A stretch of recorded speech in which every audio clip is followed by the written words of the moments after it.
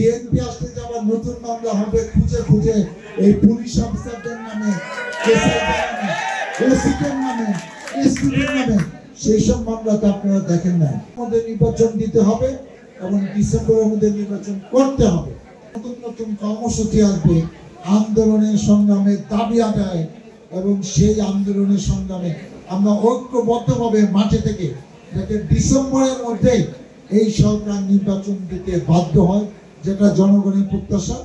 আপনাদের সকলের সহযোগিতায় আমরা সেই আন্দোলনে সক্রিয় থাকব এবং আমি বিশ্বাস করি জনগণ যে 2-3টা নির্বাচনে ভোট দিতে পারে নাই, কারণ যেখানে 5% লোক নির্বাচনের দিন ভোট দিতে যায় নাই, এবার সবাই অপেক্ষা করে আছে। আমি নিশ্চিত যে একটি সুষ্ঠু নির্বাচন হলে 90% লোক ভোট দিতে যাবে, কারণ তারা ভোট কি জিনিস এটা তারা 15-20 বছরে ভুলে গেছে। অতএব এই নির্বাচনে ঠিক কঠিন নির্বাচন হবে, জনগণ ইচ্ছা মতো তাদের দলকে, তাদের প্রার্থীকে ভোট দেবে।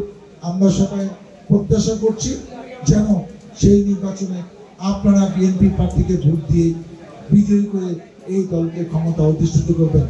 সর্বশেষ যে কথাটা বলতে চাই, যারা 15-16-17 বছর আওয়ামী লীগের নেতা পাতি নেতারা, যারা বড় বড় নেতারা সব পালায় গেছে, বাকি যারা এলাকায় আছেন, আপনারা কি করেছেন সেগুলো আমাদের ফেসবুকে আছে, আমাদের মাথায় আছে, মস্তিষ্কে আছে।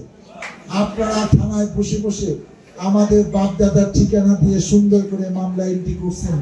আমরা কখন বাসায় ঢুকি, আমি সহ সমস্ত নেতৃত্বরা খুঁজে খুঁজে বলে দিচ্ছেন উনি এখন বাসায় আছে।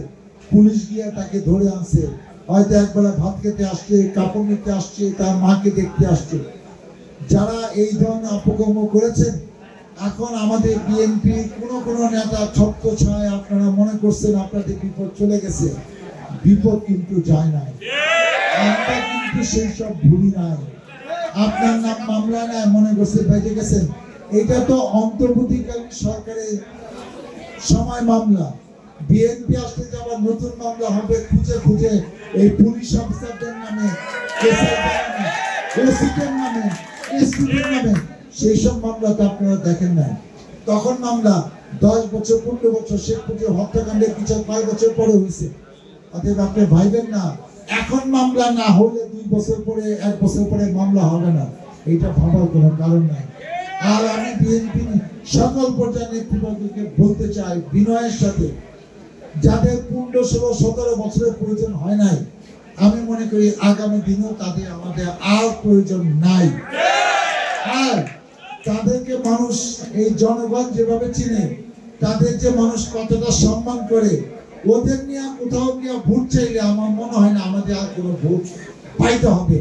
তাদেরকে মানুষ ঘৃণা করেন, তাদের কারণে ভোট কিন্তু আমরা কোথাও অর্জন করবো না, ভোট খালি মাইনাস হবে।